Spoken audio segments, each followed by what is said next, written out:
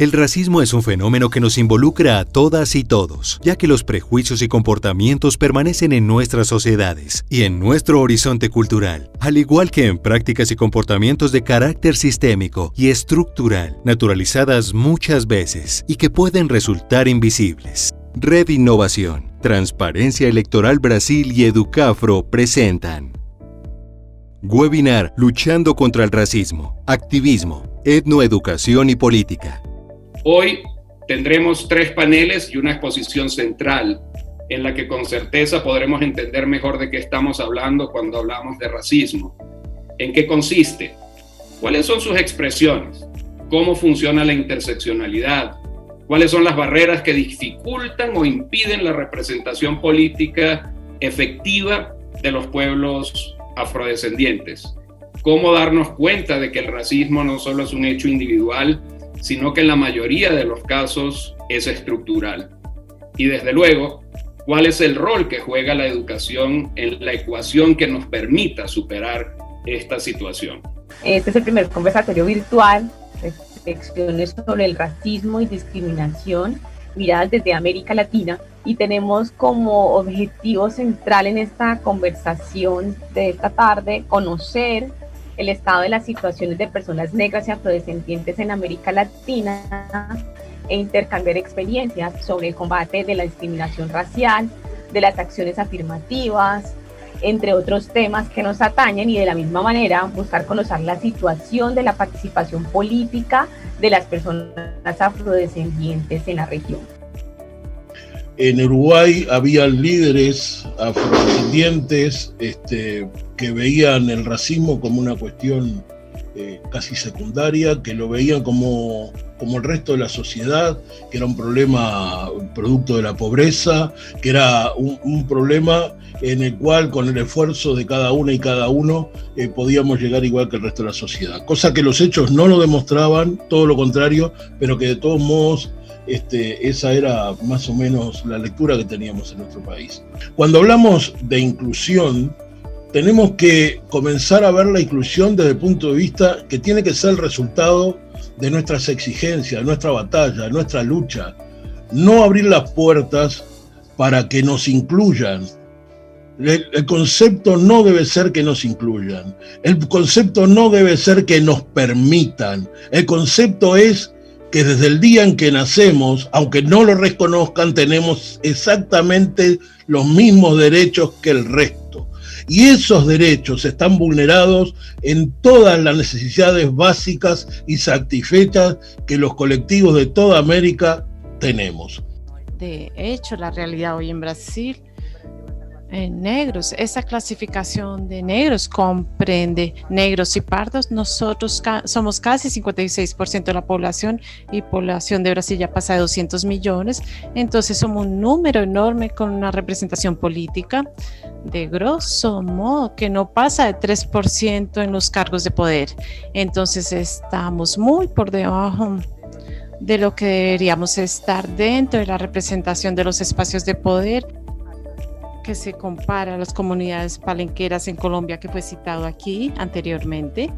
Entonces logramos este reconocimiento de propiedad, logramos en el año 2000, en los años 2000, en las universidades públicas brasileras, y tenemos hoy en día cuotas para negros, reservadas para negros, y también tenemos cuotas reservadas para negros en el servicio público, en la formación de Brasil. Los cargos, por ejemplo, del sistema de justicia, Tribunal de su Justicia, son todos formados por concurso y son mayoritariamente cargos blancos. También logramos unas cuotas afirmativas. Es un proceso que aún está sucediendo en Brasil. Vivimos un momento de extremo retroceso en el impeachment de la presidencia Dilma, que fue regularmente elegida.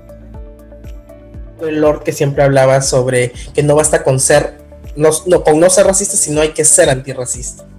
Y creo que en ese sentido las acciones, tanto desde un enfoque de interseccionalidad, y que a mí también me gusta añadir no solo la interseccionalidad, sino también la decolonialidad. Creo que es necesario hablar de ambos enfoques de forma paralela, porque no solo basta con entender la simultaneidad de identidades, sino también el cómo concebimos este mundo, sea desde el sentir, desde el pensar o desde el propio poder, que también está influenciado por la colonialidad. No esperar que siempre las personas afrodescendientes estemos generando pedagogía hacia las personas que no viven o experimentan el racismo, porque eso sigue haciendo que la responsabilidad de la opresión sigue cayendo en los hombros de quienes la vivimos y no en los hombros de aquellas personas que se encargan de perpetuar estos sistemas de opresión, sea tanto por acción como por omisión. Creo que en un mundo con las tecnologías de información que tenemos, la información está disponible.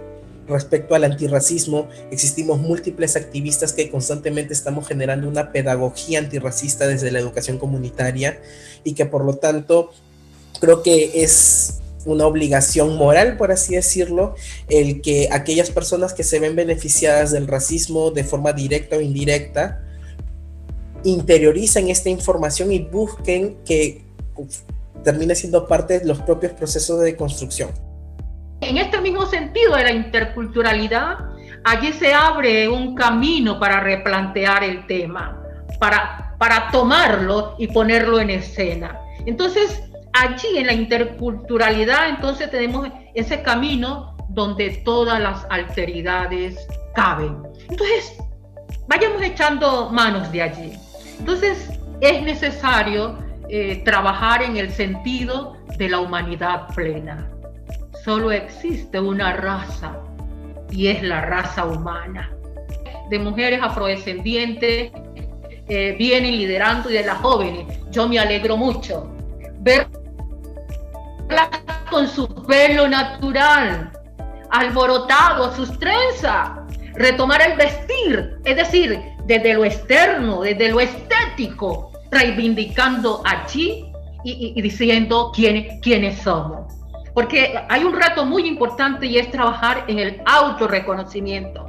En la medida en que trabajemos en el autorreconocimiento, los actos discriminatorios no nos harán tanto daño, porque es que hacen daño, laceran, afectan. Y por lo tanto, en la medida en que afectan, estos actos discriminatorios, subrayados de frente, se convierten en actos violentos. Los negros no tienen una representación dentro de lo que se llama la fiesta de la democracia, que justamente son las elecciones. En el año 2016 salió una noticia diciendo que los más de los 5.500 municipios brasileños, en 2.500 ni siquiera existía un candidato a alcalde negro. Entonces, esto me llevó a una reflexión porque fue una información muy chocante, partiendo del punto de vista que nosotros tenemos más o menos 56% de la población negra. ¿Por qué eso está sucediendo? ¿Qué ocurre? Que ni siquiera candidatos negros nosotros tenemos. ¿Sería eso una cuestión de regionalismo? Y dentro de eso yo hice un estudio de los datos disponibles en el Tribunal Superior Electoral que demostraban que no, a pesar de algunas regiones de Brasil tener más blancos que negros, la discrepancia existente entre los candidatos blancos y negros era aún mayor, que fue que conforme más alto el cargo a disputarse, menor el número de negros existentes como candidatos. Y eso tiene una explicación lógica, que es porque cuanto mayor el cargo, mayor la necesidad de dinero para costear las elecciones, para costear las campañas. Entonces, a partir de ahí, esto fue muy claro, que el negro tiene los peores, la peor parte socioeconómica existente en Brasil, en el país. la renta, el ingreso del negro es inferior a la del blanco, y ahí hacemos una escala en que tenemos el hombre blanco, la mujer blanca, el hombre negro y la mujer negra.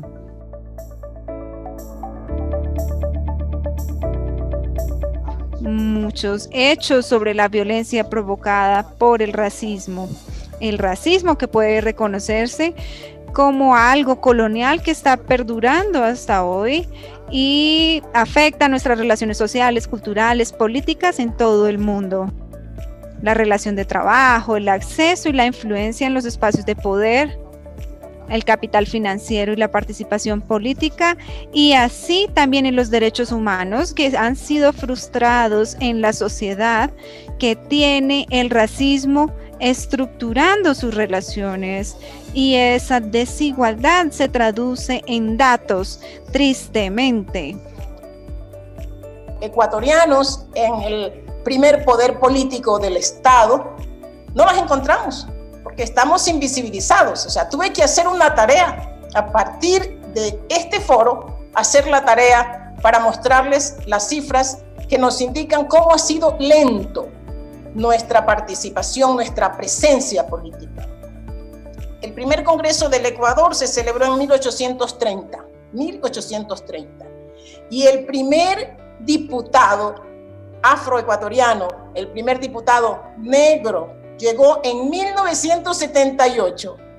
O sea que tuvimos que esperar 148 años. De que hay un 14% de presencia femenina de los 71 diputados. Y te pudiese hablar a ti sin registro de que si tú ves a simple vista la Asamblea Legislativa de Panamá de 71 diputados y los miras físicamente, y tú pudieses decir de que hay arriba de un 20, 25, quizás hasta 27%, para no exagerar, un 30% de población afrodescendiente. Pero el problema es la autoidentificación. Y yo pudiera decirte que cuando llegué a la asamblea, la única negra o afrodescendiente era yo, porque me autoidentifico.